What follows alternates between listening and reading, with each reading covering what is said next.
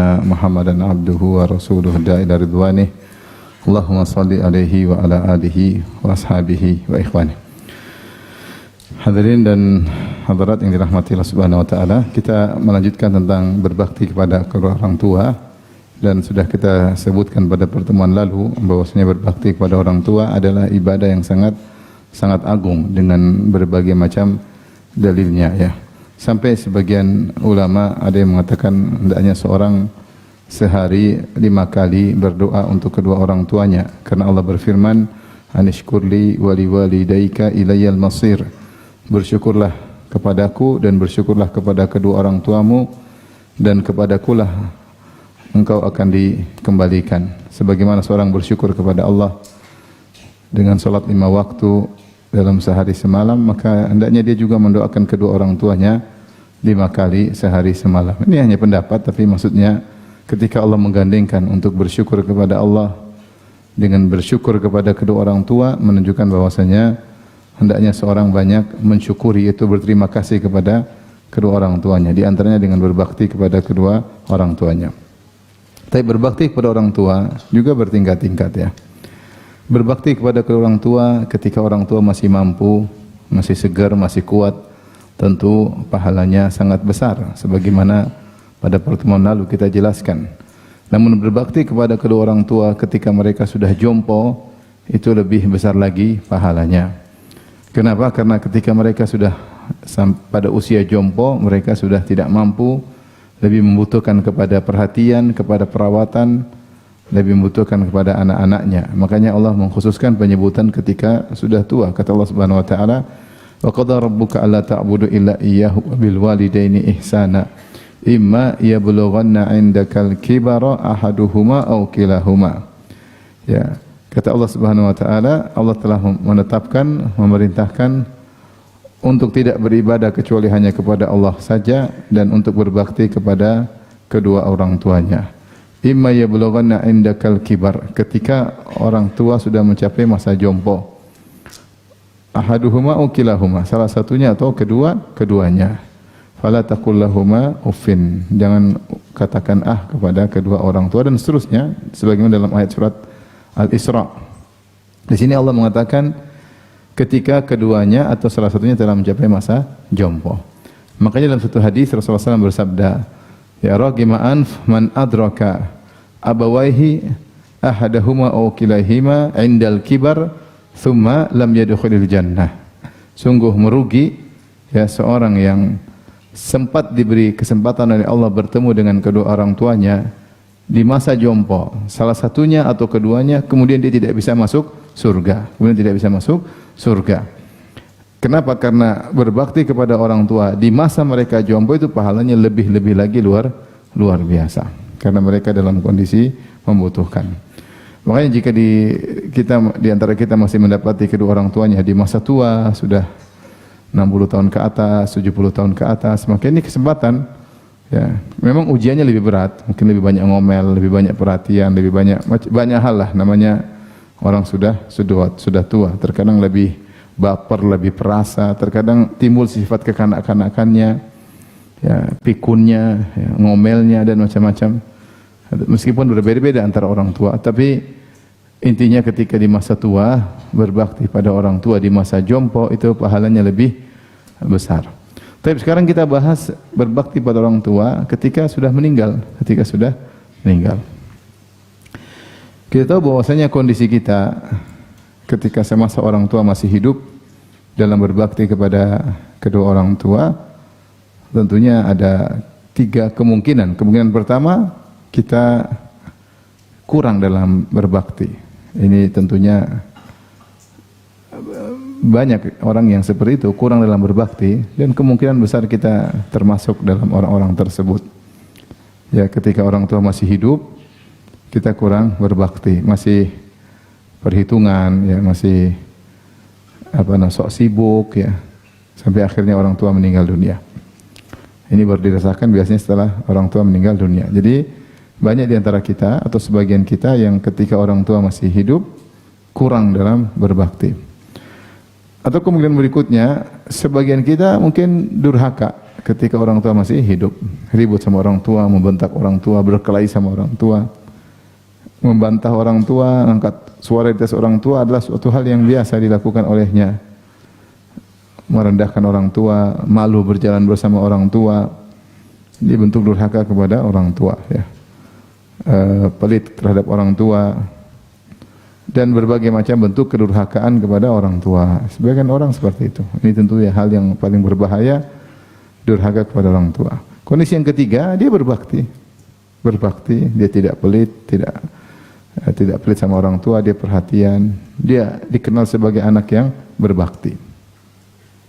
Maka ini 3 kemungkinan orang ketika berbakti kepada orang tua di masa hidup kedua orang tua. Nah, setelah kedua orang tua meninggal, maka tentunya Allah masih memberikan jalan agar kita bisa terus melanjutkan ibadah berbakti kepada kedua orang tua, ya. Terutama seorang yang mungkin ketika orang tuanya masih hidup dia durhaka, maka kesempatan bagi dia untuk terus memperbaiki dirinya, ya, meskipun telah lewat kesempatan tapi dia masih bisa memperbaiki dirinya untuk berbuat baik kepada orang tuanya setelah orang tuanya meninggal dunia. Demikian juga yang dulu masih kurang berbakti, dan itulah kebanyakan kita kurang berbakti kepada kedua orang tua di masa hidup mereka. Demikian pula orang yang sudah berbakti kepada orang tua di masa orang tua masih hidup, dia masih bisa melanjutkan baktinya terus setelah kedua orang tua meninggal dunia. Dan jangan dia lupa bahwasanya pintu berbakti masih terbuka. Pintu berbakti masih terbuka. Bahkan sebagian ulama mengatakan berbakti kepada orang tua setelah mereka meninggal dunia ini mungkin bisa jadi lebih penting bagi kedua orang tua. Hal ini kenapa? Karena ketika kedua orang tua masih hidup, mereka masih bisa beramal soleh. Mereka masih bisa zikir, mereka masih baca Quran, mereka masih bisa sholat. Di antara mereka masih bisa bersedekah, sehingga mereka masih bisa beramal soleh. Tetapi ketika kedua orang tua sudah meninggal dunia, sudah tidak bisa lagi beramal soleh. Sebagaimana sabda Nabi SAW, "Idza matal insan inqata anhu amaluhu illa min thalath." Jika seorang meninggal dunia terputus amalannya kecuali dari salah satu dari 3. Ya, sedekahun jariyah, sedekah jariyah, ilmu yang tafa'u bi, ilmu yang bermanfaat, waladun salihun yad'u lahu, anak saleh yang mendoakannya. Nah, berarti orang tua kita ketika meninggal, mereka tidak bisa lagi beramal saleh. Tidak bisa lagi beramal saleh. Nah, kebutuhan mereka dengan kebaikan dari yang masih hidup untuk bisa menambah derajat mereka tentu lebih besar. Tentu lebih besar. Berbeda ketika mereka masih hidup, mereka masih bisa beraktivitas. Oleh karena itu Allah mengatakan berbakti kepada orang tua setelah mereka meninggal lebih sempurna. Ini pendapat sebagian ulama. Ya, artinya kalau kau berbakti ketika mereka masih hidup, pahalanya luar biasa. Ketika mereka sudah meninggal, orang tua lagi membutuhkanmu. Mereka tidak lagi butuh uangmu. Mereka tidak lagi butuh kau ajak jalan-jalan, sudah meninggal dalam kuburan. Yang mereka butuh sekarang adalah bentuk bakti yang lain, bentuk bakti yang lain. Yang kedua, kalau seorang berbakti kepada kedua orang tuanya setelah orang tuanya meninggal, dia lebih ikhlas karena kalau dia berbakti kepada orang tuanya waktu masih hidup, mungkin dia masih berharap sanjungan dari ayah ibunya sebagai anak, masih berharap pengakuan dari ayah dan ibunya, atau supaya tidak dikata-katain oleh kakak adiknya, ya. Tapi ketika orang tua sudah meninggal, tidak lagi yang diharapkan, tidak ada lagi namanya pujian orang tuanya, tidak ada. Ya, maka ketika dia berbakti kepada orang tuanya, orang tua sudah meninggal dunia, maka dia lebih ikhlas kepada Allah Subhanahu wa taala. Dari dua sisi ini, maka kita jangan sepelekan berbakti kepada orang tua serta orang tua kita meninggal dunia. Karena orang tua sekarang lagi membutuhkan kebaikan dari kita, ya. Yang kedua, kita bisa lebih ikhlas ketika berbakti kepada kedua orang tua setelah mereka meninggal dunia. Baik, lantas bagaimana cara kita berbakti kepada kedua orang tua setelah mereka meninggal dunia? Datang dalam satu hadis riwayat Ahmad dan Tabrani dari Abu Usaid As-Sa'idi, ya. Beliau berkata, "Bainama nahnu julusun 'inda Rasulillah sallallahu alaihi wasallam," tatkala kami sedang duduk di sisi Rasulullah sallallahu alaihi wasallam, idz jaa rajulun min Bani Salimah. Tiba-tiba datang seorang laki dari Banu Salimah. Laki ini berkata, "Ya Rasulullah, hal baqiya min birri abawayya syai'un abarruhuma ba'da mautihima?" Masih adakah kesempatan berbakti kepada kedua orang tuaku, suatu amal yang bisa aku lakukan untuk berbakti kepada kedua orang tuaku setelah mereka meninggal dunia? Qala na'am, kata Nabi sallallahu alaihi wasallam, ada. Kemudian sallallahu alaihi wasallam menyebutkan cara berbakti kepada orang tua. Berbakti setelah orang tua wafat. Maka Rasulullah SAW menyebutkan dua perkara. Yang pertama kata Nabi SAW, as-salatu alaihima. As-salatu alaihima. Maksudnya mendoakan mereka berdua. As-salat maknanya doa, mendoakan keduanya, ya. Dan mendoakan keduanya bisa maknanya menyolatkan salat jenazah, menyolatkan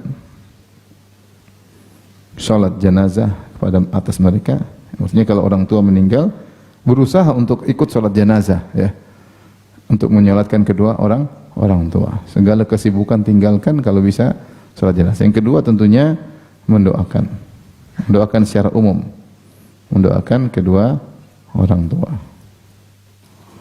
Karena salat secara bahasa artinya doa, ya, seperti firman Allah Subhanahu wa taala, "Khudz min amwalihim shadaqatan tutahhiruhum wa tuzakkihim biha wa shalli," ya, wa shalli kata Nabi sallallahu alaihi wasallam, ya.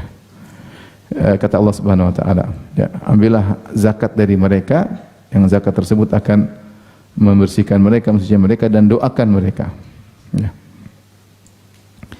Kemudian yang kedua, ini yang pertama. Yang kedua, Rasulullah SAW sebutkan secara lebih khusus, doa secara khusus, wal istighfar lahuma. Al istighfar lahuma, yaitu mohon ampunan untuk mereka berdua. Untuk mereka berdua. Nanti akan kita jelaskan. Yang ketiga, kata Nabi sallallahu alaihi wasallam, yang ketiga, wa infadhu ahdihima min ba'dihima. Infadhu ahdihima min ba'dihima, yaitu menunaikan janji mereka. Janji mereka. Itu janji mereka ketika mereka masih hidup, ketika mereka masih hidup. Ketika mereka pernah punya janji, maka tunaikanlah janji mereka. Yang keempat, kata Nabi sallallahu alaihi wasallam, wasilatur rahim allati la tusalu illa bihima. Silatur rahim allati la tusalu illa bihima, la tusalu illa bihima. Itu menyambung silaturahmi, menyambung rahim-rahim dari jalur mereka. Kemudian yang kelima adalah ikramu sadiqihima. Yang kelima, kata Nabi sallallahu alaihi wasallam, muliakan teman mereka. Ikramu sadiqihima, memuliakan teman-teman mereka, teman mereka berdua. Hadis ini secara sanad ada perselisihan di kalangan para ulama, tetapi matannya benar karena didukung oleh banyak hadis. Setiap poin-poin ada syawahidnya, ada hadis-hadis lain yang mendukung akan maknanya. Tapi kita akan bahas pertama satu persatu. Yang pertama adalah mendoakan kedua orang tua. Doakan di sini maksudnya umum, ya. Mendoakan kedua orang tua seperti mendoakan, contohnya apa? Selain salat jenazah, mendoakan orang tua seperti apa? Seperti misalnya, ya, agar derajatnya diangkat. Derajatnya diangkat. Ya, misalnya agar kuburannya diluaskan. Kita berdoa diluaskan agar diberi nikmat kubur. Diberi nikmat kubur. Agar kuburannya menjadi taman surga. Menjadi raudhatan min riyadhil jannah, menjadi taman surga. Ya, berdoa kepada Allah Subhanahu wa taala. Agar dijauhkan dari azab kubur. Maaf, saya diktekan supaya ada inspirasi kalau mendoakan kedua orang tua, ya. Dijauhkan dari azab kubur. Ya. Jadi ini mungkin yang bisa kita berdoa ya ketika orang tua sudah meninggal dunia, ya. Kemudian misalnya yang kedua lebih spesifik adalah mohon ampunan. Karena ampunan ini luar biasa, ya. Mohon ampunan luar biasa, ya. Mohon ampunan. Oleh karenanya banyak doa isinya adalah mohon apa? Ampunan, ya. Dan banyak amal soleh janjinya pahalanya adalah ampunan. Banyak sekali dalam Al-Quran, dalam hadis, ya. وَالذَّاكِرِينَ كَثِيرًا أَعَدَّ اللَّهُ لَهُم مَغْفِرَةً. Allah janjikan bagi mereka ampunan. Banyak sekali, ya.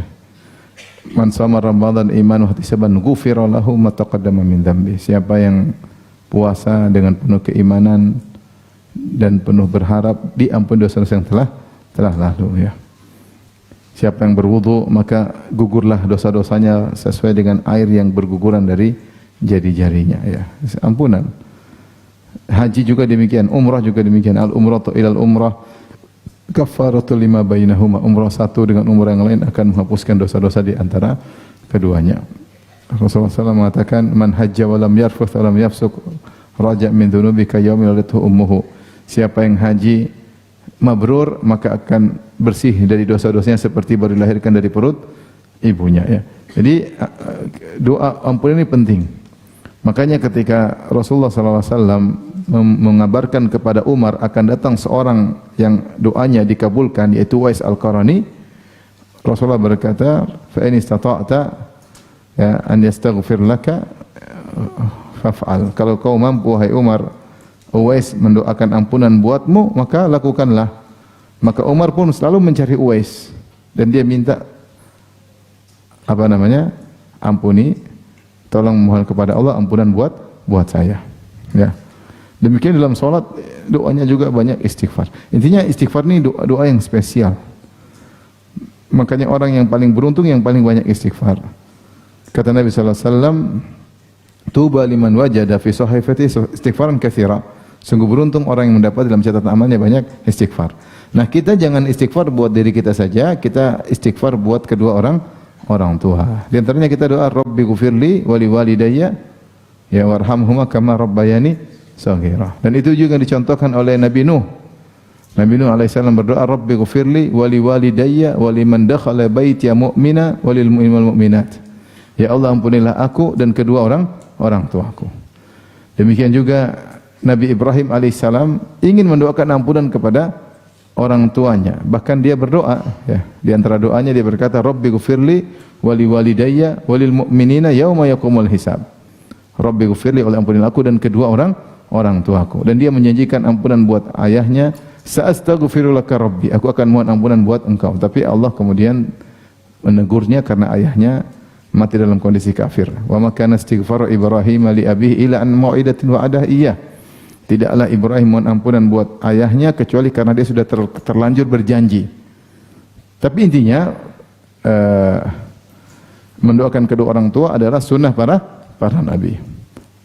Ya, sunnah para nabi. Hanya saja memang tidak disebutkan Nabi mendoakan kedua orang tuanya. Datang dalam hadis Rasulullah SAW Sahih Muslim ketika minta izin untuk mendoakan ampunan bagi ibunya, li astaghfirullah, agar mohon ampunan buat ibunya, falam ya'dzan li, maka Allah tidak mengizinkanku.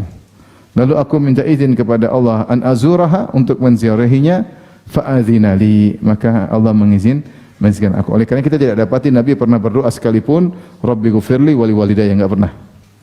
Tapi kalau nabi-nabi yang lain kita dapati mereka berdoa untuk kedua orang tua mereka. Jadi sunnah para nabi adalah untuk mohon ampunan bagi kedua orang tua mereka.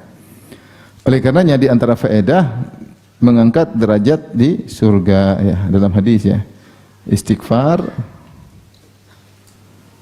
mengangkat derajat orang tua di surga.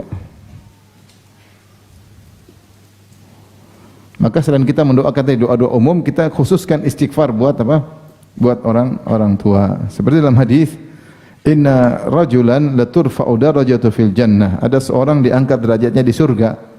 Maka ditanya, dia mengatakan, anna li hadza, kok bisa derajat saya diangkat di surga? Maka dikatakan kepadanya, bistighfari waladika laka, karena anakmu suka mohon istighfar buat engkau. Karena anakmu suka mohon istighfar buat engkau. Maka kalau di antara bentuk bakti kepada orang tua, kita sering mendoakan kedua orang tua. Rabbi ghufirli wali walidayya. Wal mudah, Rabbi ghufirli wali walidayya kama rabbayani shaghira. Dalam sujud, tasyahud, lagi berdoa angkat tangan, kapan-kapan jangan lupa Rabbi ghufirli wali walidayya warhamhuma kama rabbayani shaghira. Dan saya wasiatkan kepada para hadirin untuk mentalkin anak-anak kita dilatih untuk sering berdoa dengan doa tersebut. Taib yang ketiga, di antara bentuk berbakti orang tua setelah meninggal, infadhu ahdihima, ya, bahwasanya yaitu mimba adihima, yaitu menunaikan janji mereka berdua ketika mereka masih hidup setelah mereka meninggal dunia. Apa yang dimaksud dengan menunaikan janji mereka? Ada yang mengatakan yang dimaksud adalah wasiat. Wasiat. Jadi orang tua punya wasiat sebelum dia meninggal, maka hendaknya wasiat tersebut ditunaikan. Kita tahu wasiat maksimal sepertiga dari warisan. Kalau ternyata orang tua memberi wasiat lebih dari sepertiga harta mereka, dia bilang, nak, harta saya tolong buat bangun masjid. Ternyata dia meninggal dunia, biaya untuk bangun masjid adalah setengah harta warisan. Maka yang wajib bagi anak hanya mengeluarkan sepertiga. Tapi kalau mereka ingin berbakti sama orang tua sampai setengah harta warisan, tidak apa-apa. Yang penting semua sepakat. Yang penting semua ahli waris apa? Sepakat. Tapi yang wajib cuma sepertiga.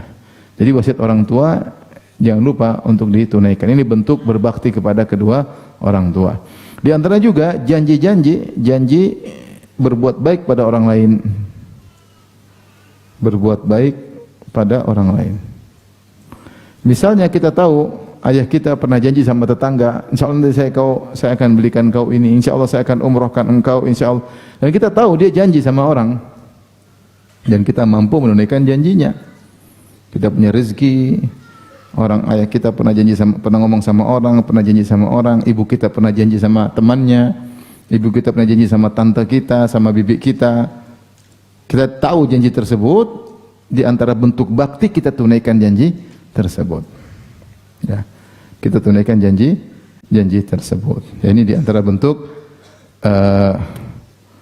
menunaikan janji orang tua. Taib. Jadi apa yang orang tua pernah janjikan pada orang lain, janji kebaikan, maka kita berusaha tunaikan. Di antaranya yang keempat, silaturrahim allati la tusalu illa bihima, menyambung rahim dari jalur mereka. Tentunya sebelum orang tua meninggal kita dianjurkan untuk menyambung silaturahmi. Ya, silaturahmi dari jalur ayah maupun ibu. Jalur ayah banyak, ya, tante apa ya, saudari-saudari ayah, saudari-saudari, nenek dari ayah, kakek dari ayah, om-om, tante-tante dari ayah. Ibu juga demikian, kakek nenek dari jalur ibu, om-om, bibi-bibi, paman-paman dari, ini semua namanya rahim, ya. Rahim dari jalur ayah maupun dari jalur ibu. Ketika kita orang tua masih hidup, kita dianjurkan, terlebih lagi ketika orang tua sudah meninggal dunia. Ketika kita berbuat baik kepada mereka, kepada rahim-rahim itu, berarti kita berbakti kepada kedua orang tua. Berarti orang tua juga dapat pahala. Berarti orang tua juga dapat apa? Pahala. Kenapa? Tidaklah kita berbakti, berbuat baik kepada rahim-rahim ini kecuali karena mereka berdua. Jadi perbuatan kita berbuat baik kepada om kita, kepada tante kita, kepada bibi kita, ya, Kenapa? Karena kedua orang tua, maka mereka sebab dari perbuatan baik kepada kita, kepada rahim-rahim kita. Nah, dengan demikian kalau kita menyambung silaturahmi kepada tante, kepada om, mudah-mudahan orang tua juga dapat apa? Pahala. Berarti pahala terus mengalir. Terus mengalir. Jadi bukan berarti kalau orang tua sudah meninggal tidak ada lagi kontak sama tante, sama bibi, tidak. Tetap kita kontak.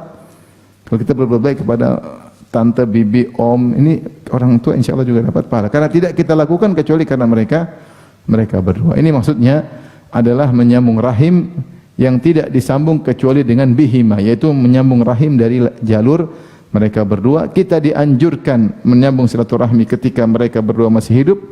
Terlebih lagi kalau mereka sudah meninggal dunia, mereka lagi membutuhkan apa? Pahala, membutuhkan pahala. Di antaranya dalam hadis misalnya al-khalah, bibi. Bibi ini punya kedudukan spesial dalam Islam. Karena Rasulullah SAW pernah bersabda, al-khalatu bimanzilatil Bibi itu kedudukannya seperti ibu. Bibi maksudnya saudari ibu. Ibu punya saudari. Dalam bahasa Arab namanya khalah. Kalau bahasa Indonesia apa namanya? Saudarinya ibu, saudari perempuan ibu. Ibu punya adik perempuan, namanya apa bahasa Indonesia apa? Hah? Kalau saudari perempuan bapak namanya apa? Tante juga. Kalau dalam bahasa Arab dibedakan. Kalau saudari perempuan ibu namanya khalah, saudari perempuan bapak namanya ammah. Makanya saya selalu bedakan apa bibi sama tante. Taruhlah bibi berarti saudari apa? Saudari perempuan ibu. Nah, Rasulullah bersabda al-khalatu bimanzilatil Bibi kedudukannya seperti ibu. Hadis ini al-khala bimanzil ini asal muasalnya datang ketika Nabi berbicara tentang hadanah, tentang hak kepengasuhan. Hak kepengasuhan. Kalau tidak salah putrinya Hamzah meninggal, siapa yang berhak mengurusi putrinya Hamzah? Maka Rasulullah mengatakan al-khala bimanzil yaitu khalahnya yang berhak mengurusi. Al-khalah yang berhak mengurusi. Tapi jadi maksudnya bibi seperti ibu, maksudnya dalam sisi hadanah, dalam sisi merawat anak yang ibunya meninggal dunia, maka bibinya seperti ibunya. Tetapi hadis ini juga dipandang oleh sebagian ulama umum bahwasanya memang bibi kedudukannya tinggi, terutama kalau ibu sudah meninggal dunia. Dalilnya dalam hadis riwayat Tirmidzi an Ibni Umar anna rajulan atan Nabiy sallallahu alaihi wasallam. Dari Ibnu Umar ada seorang laki datang kepada Nabi sallallahu alaihi wasallam faqala ya Rasulullah. Kemudian dia berkata, ya Rasulullah, inni asabtu dzamban 'aziman fa hal li taubah? Ya Rasulullah, aku terjatuh dalam dosa yang besar. Apakah saya bisa bertobat? Rasulullah berkata, hal laka min ummin? Kau punya ibu? Maksudnya kalau kau berbakti sama ibumu, dosamu insyaallah diampuni. Kata dia, la, saya sudah enggak punya ibu. Ibu sudah meninggal. Rasulullah bertanya lagi, hal laka min khalah? Kau punya bibi? Kata dia, na'am. Qala na'am. Qala fabirraha. Kalau gitu berbaktilah kepada bibimu tersebut. Maka saya bilang di antara bentuk berbakti kita kepada ibu kita kalau ibu kita sudah meninggal adalah berbakti kepada apa? Kepada bibi, saudari-saudari ibu. Saya punya kawan saya kenal, masya Allah, dia ajak bibi-bibinya umrah. Dia bakti sama bibi-bibinya setelah ibunya meninggal dunia. Ini salah satu bentuk menyambung silaturahmi, terutama khalah, terutama bibi. Oleh karenanya di antara yang menguatkan akan hal ini, ketika Aisyah radhiyallahu anha berkata kepada Nabi, kullu sawahibi lahunna kuna, ya Rasulullah, seluruh teman-teman perempuanku mereka punya kunyah, ummu ini, ummu anu, ummu ini. Maka Rasulullah berkata, faktani bibniki Abdillah, berkunyahlah engkau dengan anakmu Abdullah, maksudnya ponakanmu, ya karena Abdullah adalah anak dari Asma binti Abi Bakar. Asma binti Abi Bakar menikah dengan Zubair bin Awwam, punya anak namanya Abdullah bin Zubair. Nah, Aisyah tidak punya anak, namanya kunyah, biasanya kunyah dengan apa? Anaknya, seperti Ummu Salamah karena punya anak namanya apa? Salamah. Aisyah bagaimana? Kata Rasulullah, kau punya ponakan. Ya udah. Tapi Rasulullah menggunakan kata faktani bibniki, dengan putramu. Seakan-akan putra sendiri, padahal itu ponakan.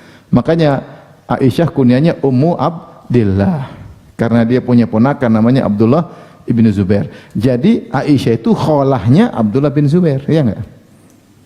Aisyah itu kholahnya Abdullah bin Zubair. Rasulullah mengatakan al-kholah bimanzilatil bibi seperti ibu. Buktinya Rasulullah mengatakan Abdullah anaknya Aisyah, ya. Jadi benar kholah seperti apa? Ibu. Ini artinya ini menguatkan bahwasanya berbakti kepada bibi itu penting, terutama setelah ibu meninggal dunia. Jangan pelit-pelit ya. Uang tidak dibawa mati. Jangan pelit-pelit. Kalau duit bagi-bagi sama bibi. Mumpung masih hidup, ya, masih ada, dan itu pahala juga buat ibu kita yang sudah meninggal dunia. Baik. Kemudian yang terakhir, yang nomor 5 dalam hadis ini, ikramu shadiqihima, berbuat baik kepada teman mereka berdua. Ini isyarat bahwasanya kita sebagai kalau jadi anak berbakti berusaha mengenali teman-teman bapak dan ibu kita. Bapak kita dulu punya teman-teman yang baik, ngajak ke masjid, bukan teman-teman bajingan ya. Teman bajingan juga ada. Teman ngajak bapak kita nakal, nipu bapak kita. Ini teman-teman bajingan. Ini teman-teman yang ngajak kepada kebaikan, yang nolong ayah kita, bapak kita sugi itu bapak kita sering sebut nama dia, bapak kita sering ngobrol sama dia. Ini teman. Makanya saya bilang di antara kebiasaan orang Arab, tradisi mereka, kalau ada tamu yang melayani anak. Sampai sekarang saya kalau bertamu sama teman saya, anaknya yang nuangin kohwa, siapin korma, dia duduk situ. Saya ngobrol sama teman saya, dia nongkrong di situ.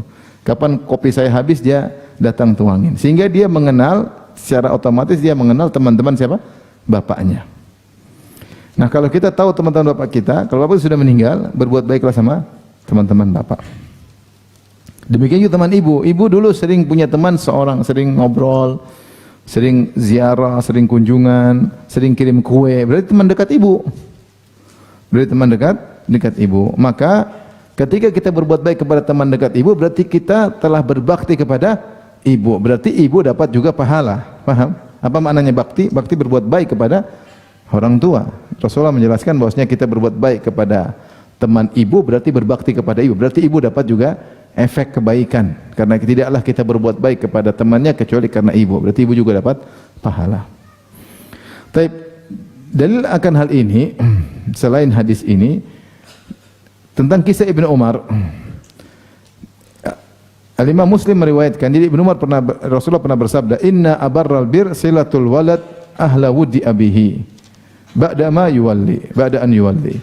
Di antara bentuk berbakti yang paling besar kepada bapak adalah berbuat baik kepada teman bapak setelah bapak meninggal. Berbuat baik kepada teman bapak setelah bapak meninggal dunia. Ya. Maksudnya seandainya bapak kita masih hidup, tentu dia bangga temannya dibaikin sama anaknya, ya enggak? Ya, tapi dia sudah meninggal dunia. Tapi kita berbuat baik sama temannya karena bapak kita juga dapat pahala. Lihatlah apa yang dilakukan oleh Ibnu Umar. Ibnu Umar menerapkan hadis ini. Disebutkan dalam Sahih Muslim, annahu kana idza kharaja ila Makkah kana lahu himarun yatarawwahu alaihi idza malla rukubal rahilah. Ya. Ibnu Umar kalau pergi ke Mekah, ya, maka beliau sering naik himar. Untuk kalau bosan lagi naik onta, bosan naik himar, ya. Naik onta terus bosan, kadang-kadang beliau selingi dengan naik apa? Himar. Wa imamatun yashuddu biha ra'sahu, dan beliau punya sorban yang beliau ikat kepala beliau, sorban. Fa bainama huwa yauman ala dzalikal himar, suatu hari ketika dia sedang naik himar tersebut, donkey yaitu keledai, idh marra bihi a'rabiyyun, tiba-tiba lewat seorang Arab Badui. Faqala alasta ibna fulan, Ibnu Umar bilang, bukankah kau anaknya si fulan? Qala bala, kata Arab Badui tersebut, iya. Fa atahul himar, langsung dia kasih himar tersebut kepada, himar mahal, dia kasih kepada Arab Badui tadi. Wa qala rkab hadza, naiklah ini, naik himar. Wal imamata, kemudian dia lepas sorbannya. Wa qala usjud biha ra'sak, ikat kepalamu dengan sorban ini.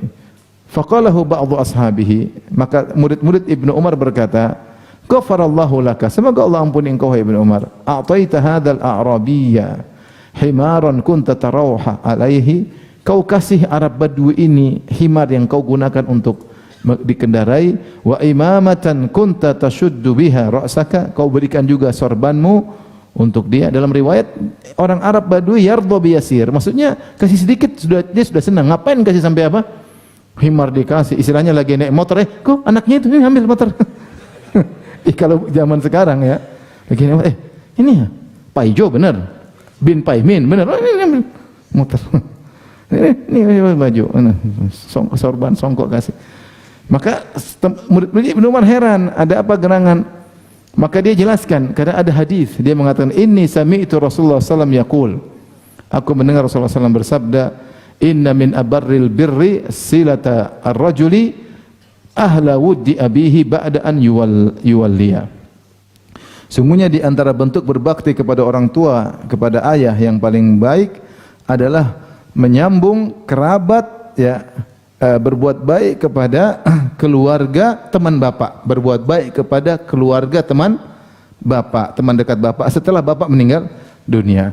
Wa inna abahu kana wuddan li Umar. Bapaknya orang Arab Badui ini temannya Umar. Subhanallah. Bukan hanya kepada teman bapak, bahkan kepada keluarga teman bapak. Kemungkinan temannya Umar ini bapaknya Arab Badui juga sudah meninggal, paham? Sudah sama-sama meninggal. Umar sudah meninggal, bapaknya si Badui ini juga sudah meninggal, tapi belum putus. Nah, ini anak teman bapak. Sampai Rasulullah mengatakan berbuat baik kepada keluarga teman bapak. Subhanallah. Dan tidak tanggung-tanggung Ibnu Umar kalau sudah bicara berbakti, tidak tanggung-tanggung. Sorban yang dia sukai kasih, himar dia pun kasih. Kita mana memikir kasih motor kita sama orang? Mikir enggak? Mikir. Sepeda aja mikir, apalagi motor. Kemudian juga hadis yang lain, wa an Abi Burdah ibni Abi Musa al-Asy'ari radhiyallahu anhu wa an abihi, dari Abu Burdah bin Abi Musa, qala qadimtul Madinata, aku datang ke kota Madinah. Fa atani Abdullah bin Umar, datang kepada aku Ibnu Umar. Fa qala atadri lima ataituka. Ibnu Umar berkata kepada Abu Burdah. Abu Burdah ini anaknya Abu Musa al-Asy'ari. Abu Musa al-Asy'ari sahabat, ya. Abu Musa al-Asy'ari sahabat, Umar sahabat. Dua-dua punya anak. Umar punya anak Ibnu Umar, Abu Musa al-Asy'ari punya anak Abu Burdah. Abu Burdah. Maka ketika Abu Burdah datang ke Madinah, Ibnu Umar datang. Ibnu Umar bertanya, "Tahukah engkau kenapa saya datang temui kamu?" Qultulah, kata Abu Burdah, saya tidak tahu. Qala, kata Ibnu Umar, sami'tu Rasulullah sallallahu alaihi wasallam yaqul, aku mendengar Rasulullah sallallahu bersabda, "Man ahabba an yasila abahu fi qabrihi, falyasil ikhwana abihi ba'dahu." Siapa yang suka untuk menyambung silaturahmi kepada bapaknya, yaitu menyambung kebaikan kepada ayahnya dalam kuburan bapaknya dalam kuburan, maka hendaknya dia menyambung atau berbuat baik kepada teman-teman bapaknya. Berbuat baik sama teman-teman bapaknya. Wa innahu kana baina abi Umar wa baina abika ikha'un wa wuddun. Sungguhnya antara ayahku dan ayahmu dulu ada pertemanan dan saling mencintai. Fa ahbabtu an asila dzalik, maka aku ingin menyambung hal tersebut. Hadis riwayat Ibnu Hibban dalam sahihnya. Ini bagaimana praktek salaf ingin berbuat baik. Oleh karenanya teman-teman bapak kita, ya kita berbuat baik kepada mereka. Wallahu alam, termasuk di antaranya misalnya istri bapak kita, ya. Bapak kita mungkin menikah, kemudian dia meninggal, ada istrinya yang merawat dia baik, dulu hubungannya baik, sayang sama bapak kita, menjaga bapak kita, merawat bapak kita, maka itu juga teman apa? Teman bapak, ya. Pokoknya yang pernah baik sama bapak kita sambung. Tapi yang teman-teman kurang ajar enggak usah. Enggak usah. Saya dulu teman bapak, oh kau yang kurang ajar sama bapak saya kan? Kau yang ngajari bapak saya gini-gini. Ini teman-teman yang baik. Baik. Di antara bentuk-bentuk lain di luar daripada 5 ini, bagaimana cara berbakti kepada ayah dan ibu setelah mereka meninggal dunia? Di antara misalnya membayarkan hutang. Membayarkan hutang. Kira-kira kalau bapak punya hutang dia masih hidup, kita bayar, itu bentuk bakti atau tidak? Bakti, bahkan termasuk amal yang paling dicintai oleh Allah. Kata Nabi, wa habbul a'mali ila Allah surun tadkhulu ala qalbi muslim. Amal yang paling dicintai oleh Allah adalah rasa bahagia yang kau masukkan dalam hati seorang muslim. Au taqdiya anhu dainan, atau kau lunasi hutangnya. Kau lunasi, ini utang orang umum aja, kalau kau hutang hutangnya pahala besar, apalagi hutang bapakmu. Ketika bapak masih hidup kau lunasi hutangnya, pahala besar kalau kau mampu, tidak wajib ya, tapi kalau kau mampu. Terlebih lagi kalau bapak sudah meninggal, yang dimana Rasulullah mengatakan bahwasanya nafsul mu'min mu'allaqatun bidainihi, bahwasanya jiwa seorang mukmin tertahan dengan hutangnya. Ada yang mengatakan dia merasakan nikmat kuburan, enggak bisa, nikmat kubur mengerikan di lautan, maka dia bernazar innallaha tabaraka ta'ala anjaha inillahu tabaraka wa ta'ala anjaha antasuma syahran. Kalau Allah menyelamatkan dia dari bahaya di lautan, maka dia akan puasa sebulan. Fa anjahu Allahu azza wajalla. Kemudian Allah selamatkan dia, wanita ini. Falam tasum hatta mata, ternyata dia meninggal dan belum sempat puasa sebulan tersebut sebagaimana nadarnya. Faja'at qarabatun laha imma ukhtaha au binataha, maka datanglah kerabatnya, imma ukhtuha au imma binatuha, kalau bukan saudaranya atau putrinya, kepada Nabi sallallahu alaihi wasallam, kemudian menyebutkan hal ini kepada Nabi sallallahu alaihi wasallam. Maka Rasulullah berkata, aru'aitaki law kana 'alaiha dainun kunti taqdhinahu, bagaimana menurutmu kalau ibumu punya hutang, apakah kau akan bayar? Qalat na'am, artinya ibumu kalau punya hutang, dia sudah meninggal, kau bayar? Iya. Ini berarti isyarat membayar hutang buat ibu pahala besar.